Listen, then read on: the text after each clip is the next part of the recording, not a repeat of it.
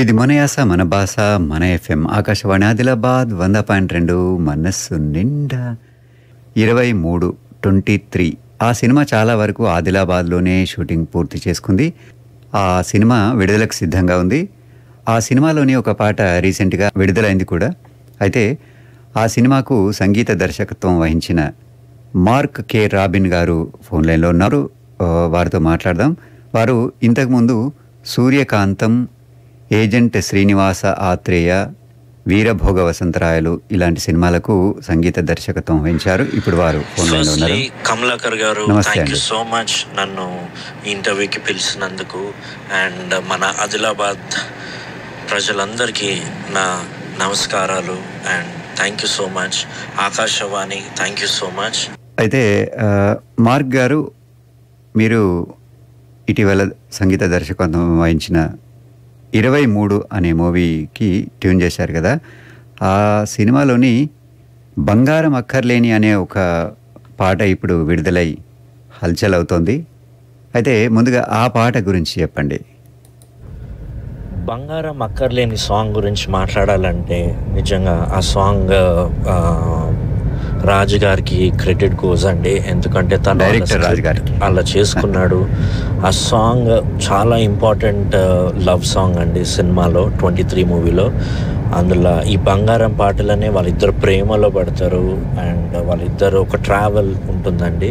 ఈ ట్యూన్ చేసినప్పుడు మేము అసలు దీనికి ఇంకా ఒకరు రాయగలుగుతారు, అది మన చంద్రబోస్ గారు అని మేము ఆల్రెడీ డిసైడ్ అయినామండి. అండ్ కాకపోతే తనకి అప్రోచ్ అవ్వడానికి చాలా ట్రై చేసాము. 1-2 months తను అవుట్ ఆఫ్ కంట్రీ ఉండే. దాని తర్వాత చాలా బిజీ ఉండే.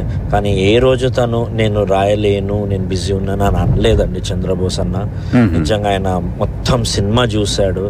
సినిమా చూసి పాటను అర్థం చేసుకొని పాట పదే విని నన్ను పిలిచి మళ్ళీ మేమందరం కూర్చొని ఒక బ్యూటిఫుల్ మ్యూజికల్ ఎన్వైర్న్మెంట్లో ఈ లిరిక్స్ రాయడం జరిగిందండి.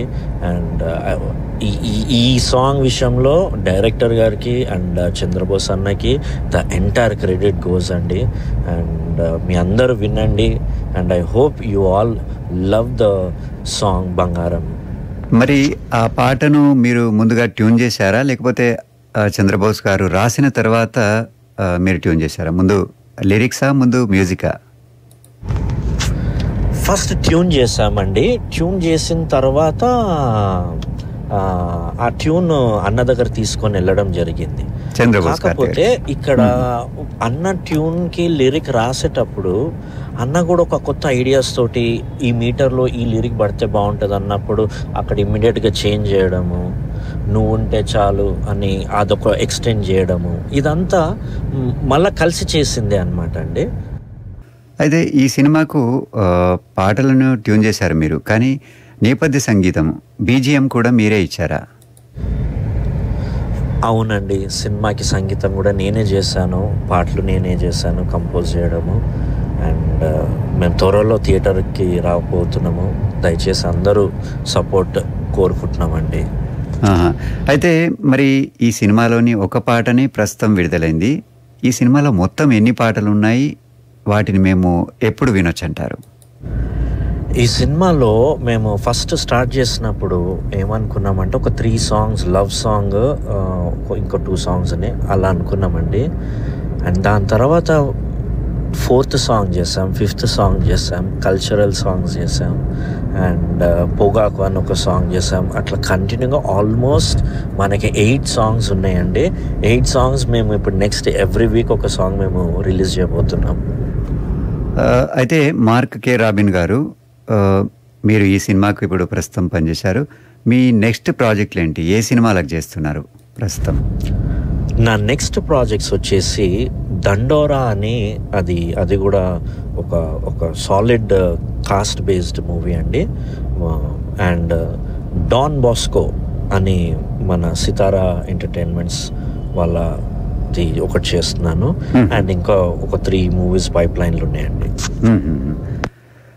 చాలా ధన్యవాదాలండి. మేము అడిగిన వెంటనే ఫోన్ ద్వారా లైన్లోకి వచ్చి ఇన్ని ముచ్చట్లు చెప్పినందుకు మీకు ధన్యవాదాలు. మార్క్ కే రాబిన్ గారు, మీకు అభినందనలు. Thank you. నమస్తే. Kamalakar sir, thank you so much. మీకే బిగ్ థ్యాంక్స్ మమ్మల్ని పిలిచినందుకు. Thank you so much sir. And thanks to Akashvani and thanks to all the audience sir. Thank you so much.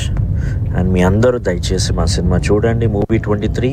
And మా పాటలు every week release చేయబోతున్నాము.